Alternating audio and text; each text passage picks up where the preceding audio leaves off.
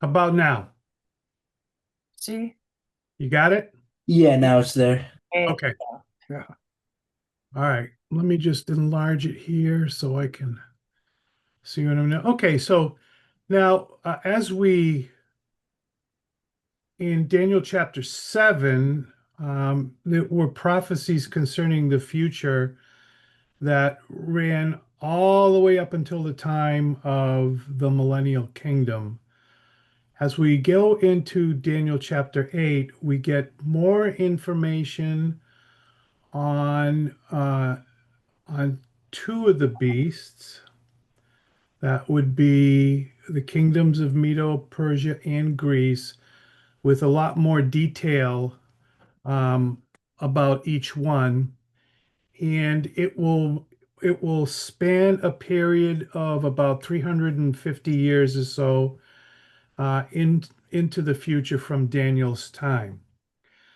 So it deals primarily with Israel, Medo Persia, um, and Greece. All right, so let's just get right into it. So the section is of dealing with God's rule is complete, and so Daniel returned to using the Hebrew language.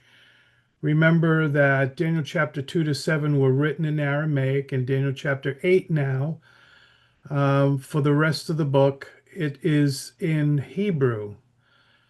So, in the light of the disturbing dream of chapter 7, Daniel was probably wrestling with the following question.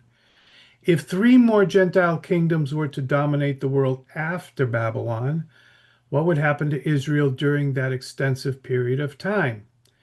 And so God gives Daniel revelation concerning the future of Israel, and those revelations are recorded now in chapters 8 to 12.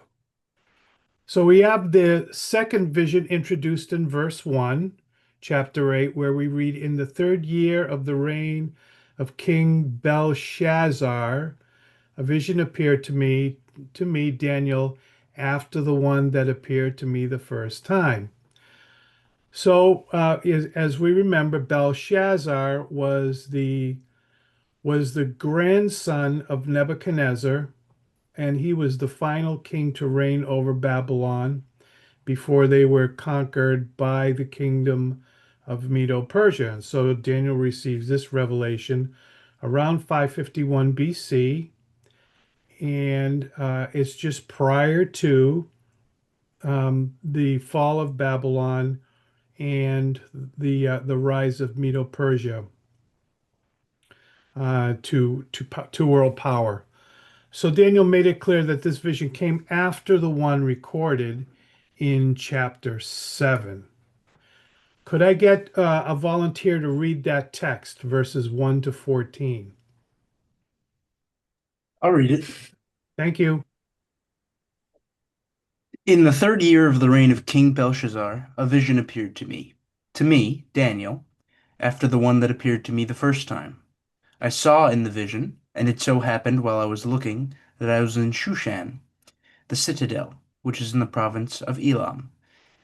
And I saw in the vision that I was by the river Ulai. Then I lifted my eyes and saw, and there, standing beside the river, was a ram which had two horns, and the two horns were high, but one was higher than the other, and the higher one came up last.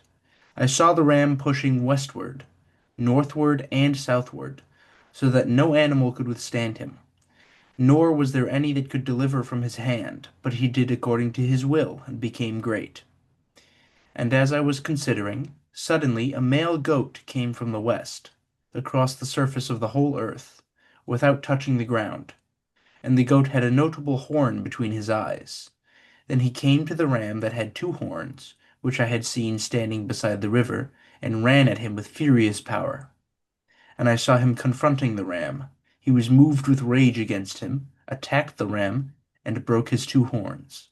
There was no power in the ram to withstand him, but he cast him down to the ground and trampled him, and there was no one that could deliver the ram from his hand. Therefore the male goat grew very great, but when he became strong, the large horn was broken, and in place of it four notable ones came up toward the four winds of heaven.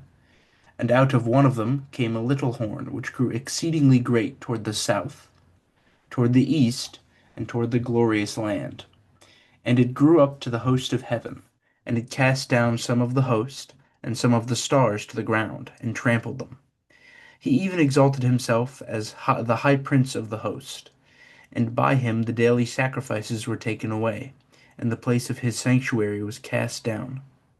Because of transgression, an army was given over to the horn to oppose the daily sacrifices, and he cast truth down to the ground.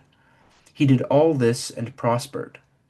Then I heard a holy one speaking, and another holy one said to that certain one who was speaking, How long will the vision be concerning the daily sacrifices and the transgression of desolation, the giving of both the sanctuary and the host to be trampled underfoot? And he said to me, For 2,300 days, then the sanctuary shall be cleansed. Thank you, Samuel. All right, so let's break some of this down now and look at its components. So the first one is the animal mentioned here is the ram with two horns. In verses 8, 3, and 4, we read, Then I lifted my eyes and saw, and there, standing beside the river, was a ram which had two horns, and the two horns were high, but one was higher than the other. Do you see anything there familiar? Something of this that you might have heard before, right? So if we equate this with the bear in chapter 4, right? The bear was lifted up on one side, which indicated that the Persian side of the Medo-Persian alliance was the stronger side. So here we have a correlation, a connection. Here it's expressed as one horn was higher than the other, and the higher one came up last. I saw the ram pushing westward, northward, and southward, so that no animal could withstand him, nor was there any that could deliver from his hand, but he did according to his will and became great. So the vision projected Daniel into the future when Medo-Persia would be the world power. In the vision, Daniel saw himself in the fortress city of Susa beside the Ulai Canal. Susa was located approximately 230 miles east of Babylon and 120 miles north of the Persian Gulf. After Medo-Persia became established as a great power, Susa was made the chief capital of the kingdom. The vision portrayed a ram, which is male sheep, with two horns standing in front of the Ulai Canal. The ram represented Medo-Persia in verse 20. It corresponds to the arms and breast of silver in the image of chapter 2 and to the bear in chapter 7.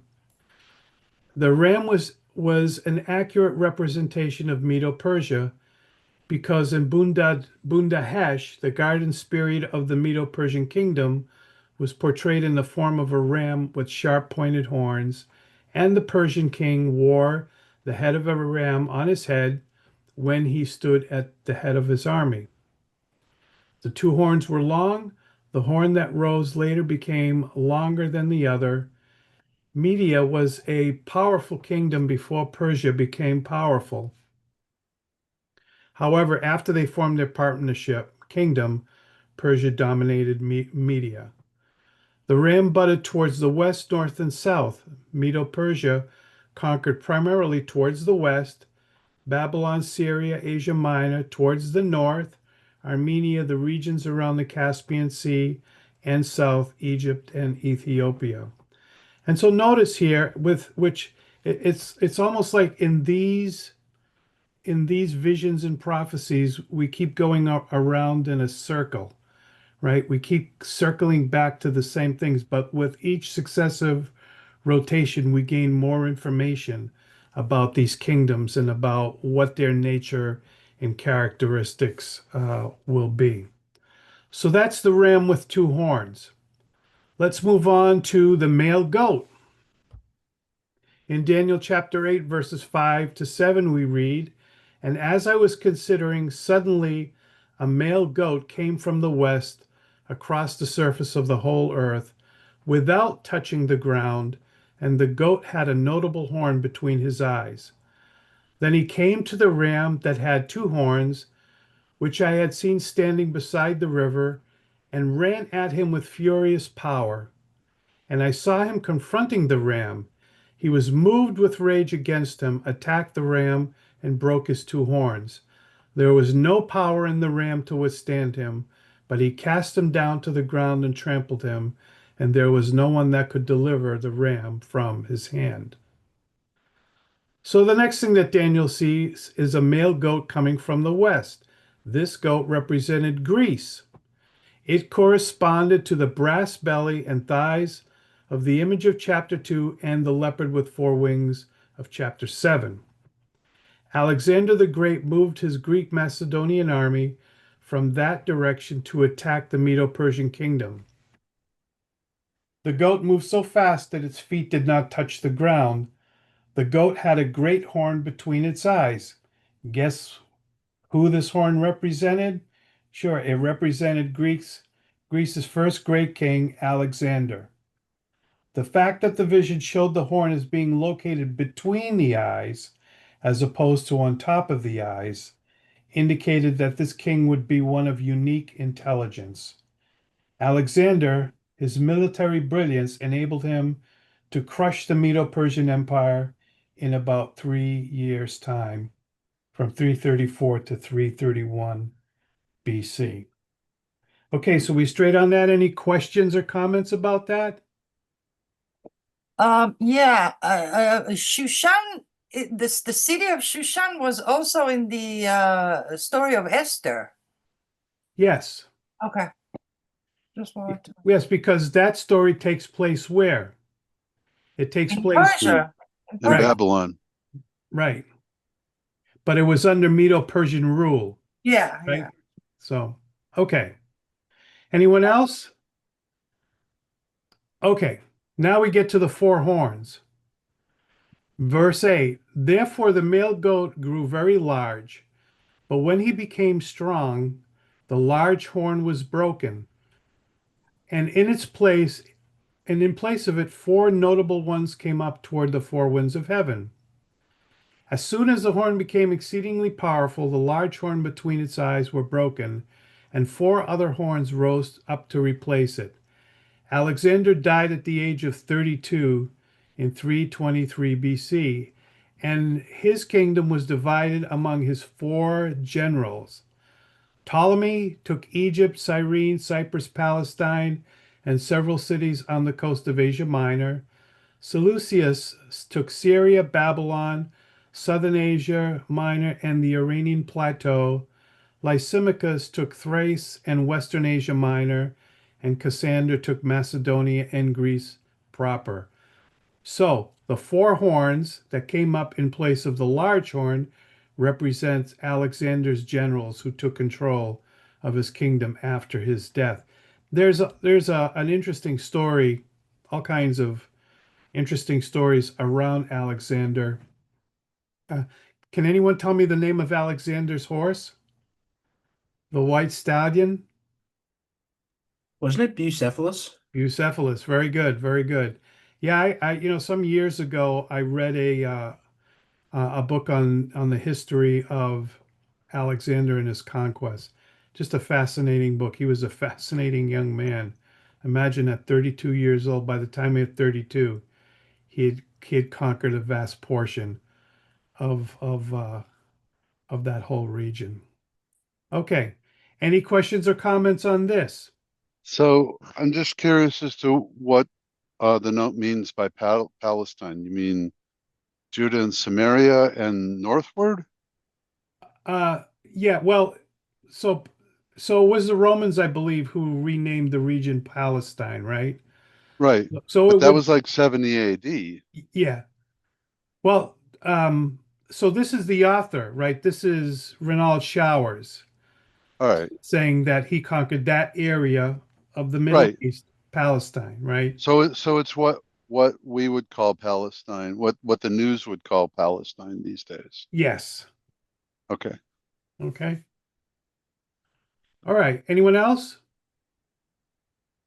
Okay, now we get to the fifth horn.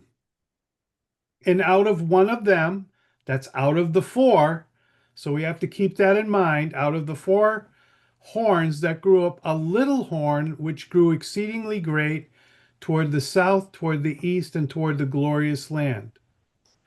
As Daniel watched the vision, a fifth little horn came out of one of the four horns on the goat. Although this horn was little at first, it grew to great influence toward the south, east, and beautiful land. This indicated that the king would come to power in one of the four divisions of the Grecian kingdom. This king was Antiochus IV, also known as Epiphanes, the eighth ruler of the Seleucid division.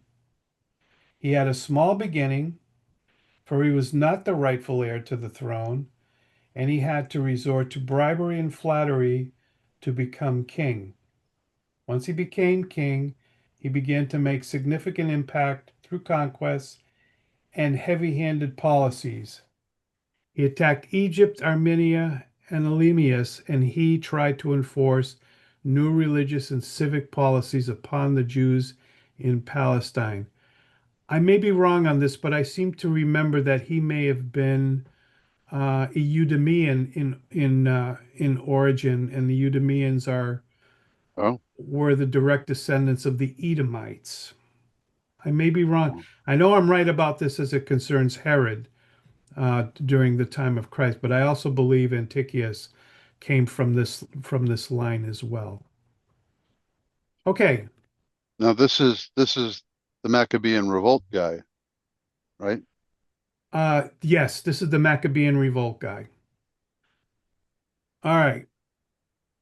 So his policy, verses 8 to 10, and it grew up to the host of heaven, and it cast down some of the hosts and some of the stars to the ground and trampled them.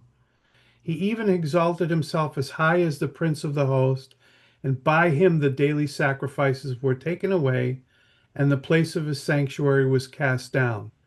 Because of transgression, an army was given over to the horn to oppose the daily sacrifices, and he cast truth down to the ground. He did all this and prospered. So Daniel saw the little horn grow up to the starry host of heaven and cast down and trample some of the stars. But it's important to remember that in the scriptures, the Jews, particularly the righteous Jews, are sometimes symbolized by stars. And there you have some scripture passages that exemplify that. If you want to jot them down and go check them out, you can. But in any case, the king would persecute and kill Jews. He commanded the Jews to substitute pagan worship of idols for the worship of Jehovah. He ordered them to forget the law, to profane their Sabbaths and feast days, to stop circumcising infants, to offer the flesh of pigs and other unclean animals as sacrifices, and to defile themselves with all kinds of perverted practices. Jews, under his rule, Jews who kept copies of the law or had children circumcised should be put to death, and any baby that was found circumcised was hanged. He removed the regular sacrifice which God had instituted, desecrated the temple, and replaced the worship of Jehovah with pagan Greek worship. I think it was a statue of Zeus there. The reason he could prosper for a while was the fact that God had a sovereign purpose for giving over the Jews in regular sacrifice to him.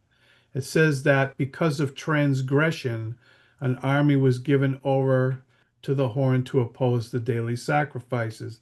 The transgression that is being spoken of there is the transgression of his people, right? So that transgression would last for 2,300 days, less than 6.5 years. Antiochus persecuted the Jews and desecrated the temple from 175 to 165 BC. That span of time covered between 6 and 7 years. And the Jews restored the worship of Jehovah on December 25th, 165 BC. So we see how accurate this prophecy is some 300 years before it actually takes place. Right. And out of this, the Jewish people got a new feast, the Feast of Yes. Hanukkah. Yes. Okay. All right. So I need someone to read these verses, and we'll just go a little down deeper and laser focus, looking at this little horn, or this horn that rises up. Verses 15 to 26. Could someone read those verses?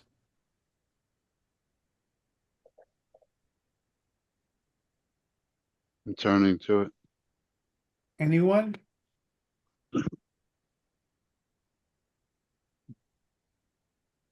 Joanne, how about you? All right. There we go. I- Thank you. And it came about when I, Daniel, had seen the vision that I sought to understand it. And behold, standing before me was one who looked like a man. And I heard the voice of a man between the banks of the Ulai, and he called out and said, Gabriel, give this man understanding of the vision.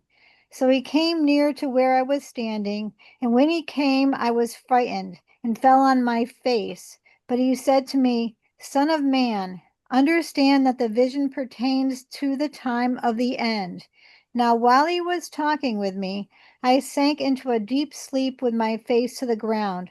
But he touched me and made me stand upright.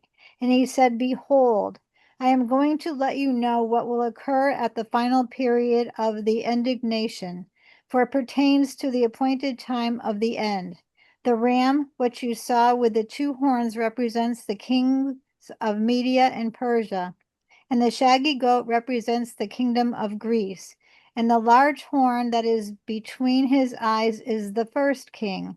And the broken horn and the four horns that arose in its place represent four kingdoms, which will arise from his nation, although not with his power.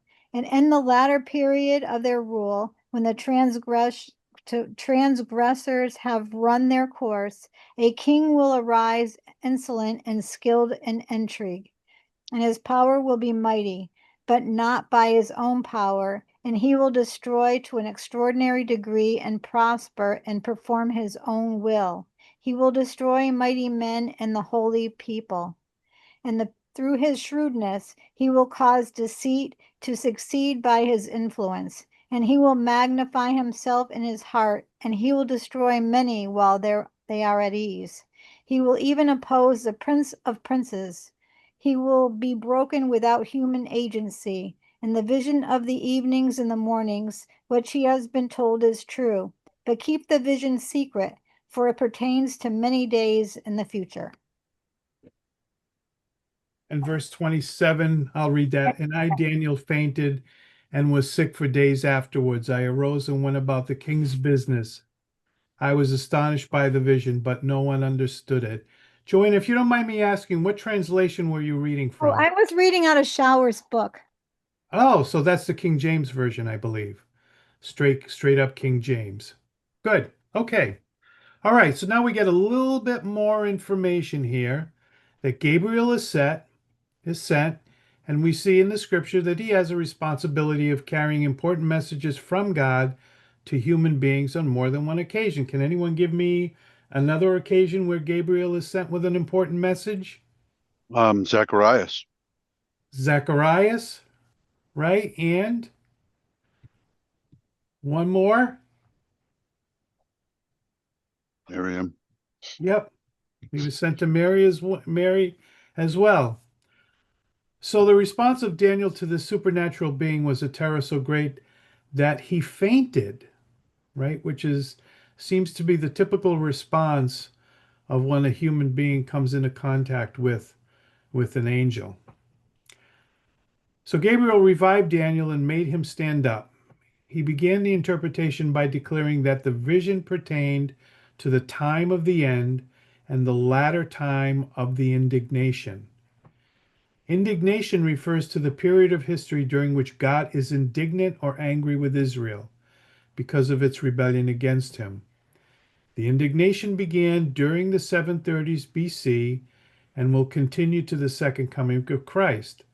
The time of the Gentiles is the title of God's program for the Gentiles during the same period of history.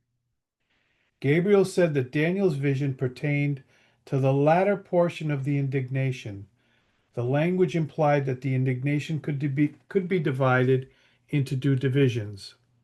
The former included the Assyrian and Babylonian captivities, and the latter portion would stretch from the Babylonian captivity to the second coming of Christ.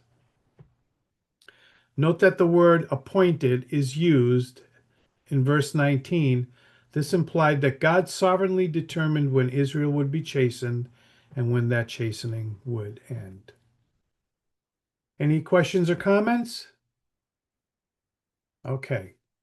So now we come to Antiochus Epiphanes. The little horn that rises up out of one of the four is Antiochus, who arose out of the Seleucid division, which we've already said. In fact, he did appear during the latter stages of the rule of the four divisions, for he reigned from 175 to 164 BC. The four divisions fell to Roman stages from 168 to 30 BC. The little horn would appear when rebellious Jews would reach the peak of their falling away from God, and the word transgressors refers to Jewish apostates. In Daniel 8:23, we read, "And in the latter time of their kingdom, when the transgressors have reached their fullness, a king shall arise, having fierce features, who understands sinister schemes." The word fullness refers to the peak of that's the Jewish people, falling away from God. During this time period, they gave themselves over to pleasure, which was their prime pursuit. They questioned moral absolutes. They undermined belief in the supernatural. The rich and younger Jews were irritated about the restraints of the law and gave themselves over to this influence. They mocked the priests of God and the old pious Jews who worshiped Jehovah. They made a covenant with the Greeks, and they built a pagan gymnasium in Jerusalem, practiced Greek customs, and regarded themselves as Gentiles and worshiped Greek gods. Any of this sound familiar?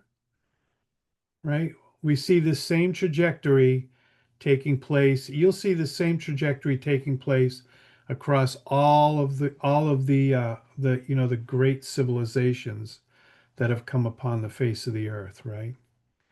And so we see it happening right before our eyes in our society, in our civilization, right? Moral absolutes are questioned. Instant gratification becomes the prime pursuit. An undermined belief in the supernatural, and the younger generations are seeking to break the chains of what we would call the guideposts of any society, right? The family, marriage, child rearing, all of those things, they're all being undermined. I mean, there's how many, 18 different genders now? So we see all of these things happening in our civilization, which is a pretty clear indication that, I don't like to be a Debbie Downer, but I have studied, a great deal of history, the rise and fall of civilizations, and we are right at the end stage. We're right there, and we may be seeing now the final act, so to speak, as we're beginning to see now the socialists and communists. We're about to have a We have a viable socialist candidate for the mayor of New York City. and he's Muslim, Yeah, right? And right. so same is true for, I believe, the governor of Virginia, Yep. right? And so we're beginning to see this now. I think we're in the end stage. We're right at Right. the very end stage. And so this is the trajectory that they were following during this time period. So this list, I mean, you even see parts of this list occurring in the book of Judges, Mm-hmm. right? So it's this is like prime playbook for the adversary in taking down nations. Yes, absolutely. Yep, you're right. It's a playbook, right? So, I don't like to, I'm going to go out on a limb here, and I just recently watched a movie. Actually, I watched it today again because I just needed to watch it again. The title of the movie was Nefarious. Oh, And the storyline goes like this, basically, that there's a man in prison and he's about to be executed for killing 5 or 6 people. And a psychiatrist is sent in there to determine just hours before his execution is due whether he's sane or not. If he's insane, if he's legitimately insane, then obviously he can't be executed. So the psychiatrist goes in there and starts talking to him, and this thing reveals himself as a demon who's possessed this man because he's working a greater agenda. And it's almost like, I don't know if anyone here has ever read the Screw Tape Letters mm, by C.S. Lewis. yeah. Yeah, it's a really good It's book. kind of like that. He taught, the demon in him talks about how they have undermined society and, the war against good and evil. It's a pretty intense movie.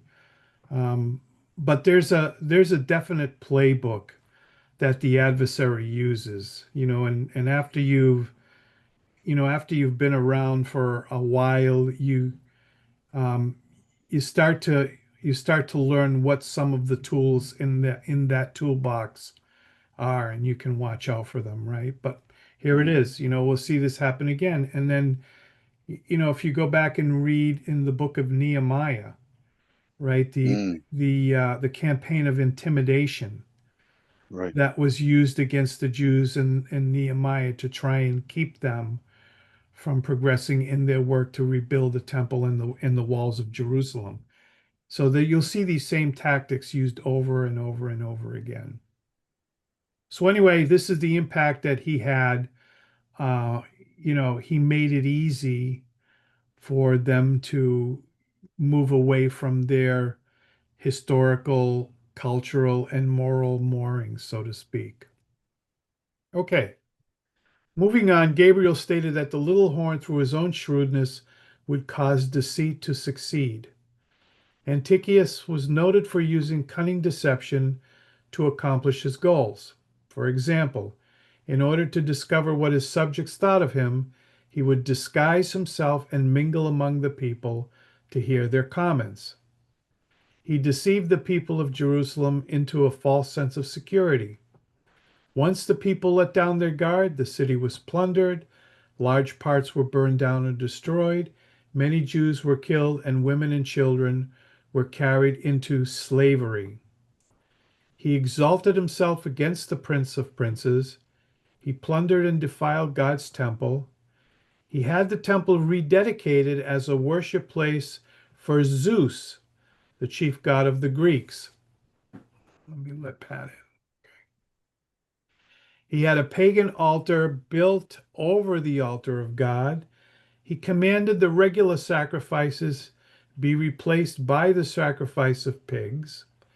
And he had coins inscribed with the following inscription: Antiochus Theos Epiphanes, or which translates as the God made manifest.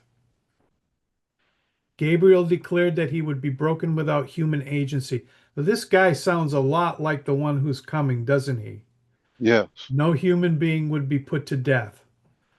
Verse 25 says, through his cunning he shall cause deceit to prosper under his rule, and he shall exalt himself in his heart. He shall destroy many in their prosperity. He shall even rise against the Prince of Princes, but he shall be broken without human means. There are two differing accounts of his death. One was he died from great grief in Babylon as a result of the military reversals in Persia and Palestine. The second one was he died in Persia of epilepsy, madness, or disease. Either way, the prophecy concerning his death was fulfilled. Mm. His parting instructions, Gabriel's parting instructions to Daniel and Daniel's reaction. God commanded Daniel to preserve the vision. Verse 26 says, "And the vision of the evenings and the mornings, which was told, is true. Therefore, seal up the vision, for it refers to many days in the future." The word seal here does not mean to hide, it means to shut up or preserve. Daniel was ordered to record the vision in permanent written form so that it could be preserved for future generations. It would be 380 years later, during Antiochus's abuse, that this prophecy would make its greatest impact upon the people.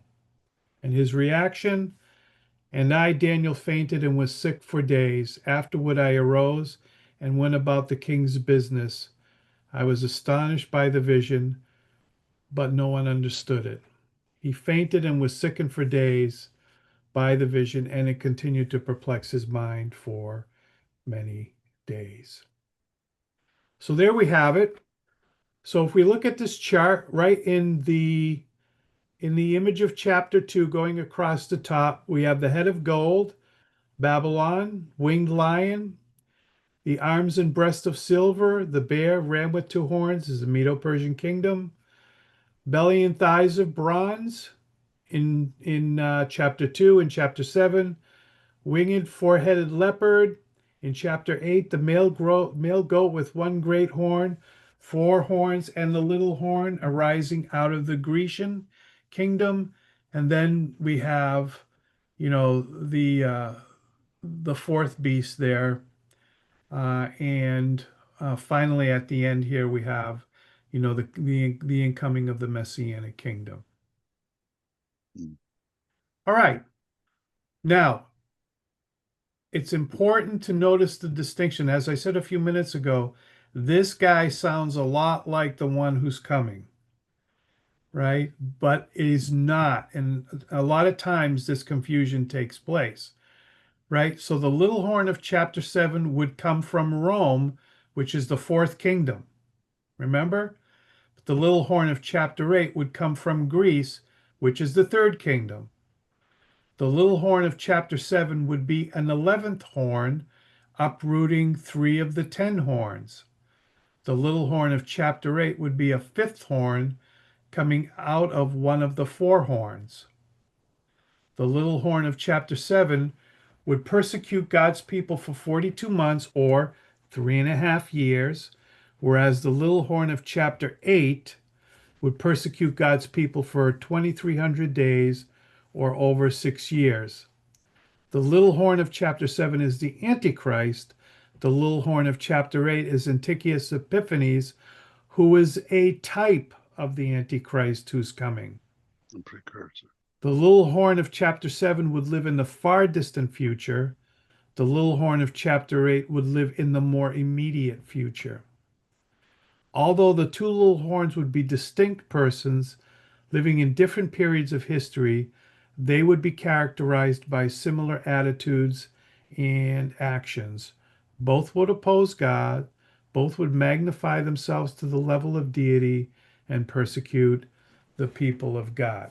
Okay? So as we move forward, this actually becomes, it can become quite confusing in Daniel chapter, as we get into Daniel chapter 11, right? Because it moves from Antiochus to Antichrist at about halfway through the chapter. But we'll get there when we get there. All right. So just an observation. Go ahead, Doug. Both of these leaders are characteristic of the power behind the leader, which is the adversary. Yes. Yes. And they're both allowed to come to power in order to, one, accomplish 2 things: to chastise God. Well, actually 3 things. Well, we'll just restrict it to the Jewish people, in order to chastise them for breaking the covenant and to bring them back under the covenant. Right, repentance. So that's the whole purpose of the time of the Gentiles, to bring them back under the bond of the covenant. All I right, I have go a ahead. question. So I noticed that you said the name Palestine so many times, and I'm wondering, is that the name that the Greeks gave to Israel? And Mhm. when did it start appearing in the actual Bible as the word Palestine? Because I don't think it appeared in the Old Testament as the word Palestine. It didn't. No, go ahead, Doug. So Palestine happened, I guess it was Titus after the destruction of Jerusalem in the Bar Kokhba revolt. Um, as a result of his conquering Jerusalem, he kicked the Jewish people out of Judah and Samaria, and he renamed the land Palestina after the Philistines, and that's where we get the modern word Palestine from. So Right. he renamed the land after their original enemies, the major original enemies that David fought, and um, Plishtim. But huh? did it mention the name Palestine in the Bible at all? No, no, not No. at all. None whatsoever. Okay. No, No. it came from Titus, and it was a rebuke when he kicked the Jewish people out of the land. Right. So why are we using, when we're learning about that place, why are we as Christian using the word Palestine? Well, I kind of asked that earlier, and Pastor Rizzo basically said that the author of the book is Okay. using that because it's a familiar term for that area of the world, Right. because it's from since like 135 BC, AD, it's been carried on and carried forth by successive generations, and that's what the news calls it every day. Right. But it's wrong. Well, right, it's Judah and Samaria, Or it is Israel. or it's Israel. Yes. Again, the author is just using this name because it is a familiar name. Whereas, when you think of Palestine, I mean, what do we think of? We think of, well, when we think of Palestine, we think of the West Bank and Gaza Strip, right? But it refers to No, that. that's not what I think. There is no Palestine, but Well, that's okay. I get it, but it's just it calls to mind. It focuses our mind on that geographical region. And that's why the author here uses the word Palestine, is because it focuses us to a particular geographical region. But do you realize that this is what makes it even worse for Israel today? Because people still call the place Palestine, even though it was really just named and not really existed, because there was no Palestinian government. No, and I don't think that that was the reason why the Romans chose to name that region Palestinia, right? There was no other government, there was no autonomous government there. Right. It was all under Roman rule. I think the reason why they renamed it Palestinia is they so wanted to obliterate any sort of And we are continuing to let them no, live here. no, no, we're not Yale. Gotta No, eliminate that name from our learning.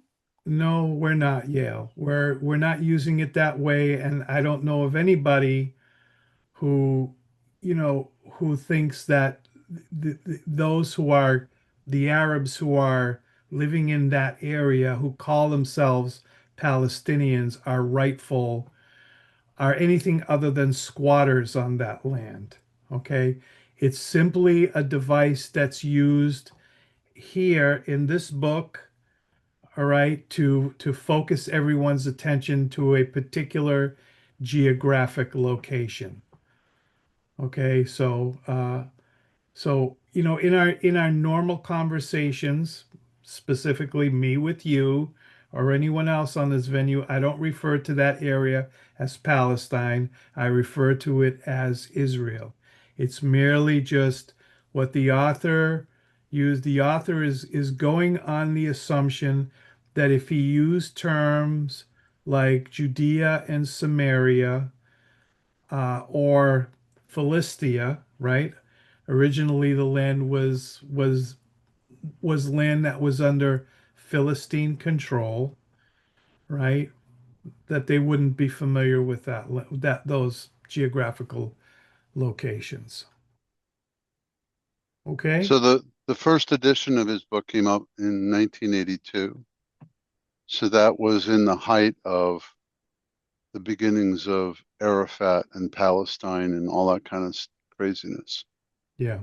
So it was in the news daily back then, I'm Yeah. sure. Yeah. So it's a familiar term, and you know, he certainly Showers is not making the plea for Palestinians and the claim to the land. No. If you read his books, he's really pretty good about who and what Israel's all about. He served with the Friends of Israel Gospel Ministry. Yeah. And you know, the name Palestinians is a name that those Arabs have appropriated to themselves, right? Right. I Mm. agree 1,000,000% with that. But right now, those who don't know the background and don't know the Bible and all that are the ones that need to learn it. But if we're still teaching this with the word Palestinian and that place, then here we go. They say, here, it says Palestine. This is I it. don't know of anybody who's teaching that. Well, right So now. I don't know of anybody who's teaching that. So okay, let me finish this up. Okay, some important things to note. The prophecy of the little horn Antiochus would not be fully fulfilled until 380 years into the future. The prophecies mentioned in this chapter were fulfilled literally, as were the historical parts of the image of chapter 2 and the four beasts of chapter 7. This stands, and this is, you know, really the big takeaway here, as trustworthy verification that the prophecies as they are given, which occur after the parts already fulfilled, are to be taken literally and not spiritualized away, which is what happens in the overwhelming majority of Christianity today. When you start getting into amillennialism and postmillennialism and all of these things, is they end up spiritualizing these prophecies away. But the prophecies that have been fulfilled, that we know of, have been fulfilled literally. This means that the scriptures can be trusted in every area into which they speak, not only in matters of prophecy and the big things, but also the mundane issues that we face each and every day. The literal fulfillment of the prophetic scriptures is the authenticating testimony of their having been God-breathed from Genesis to Revelation. Okay, that's all I have. If anyone has anything that they'd like to add to it.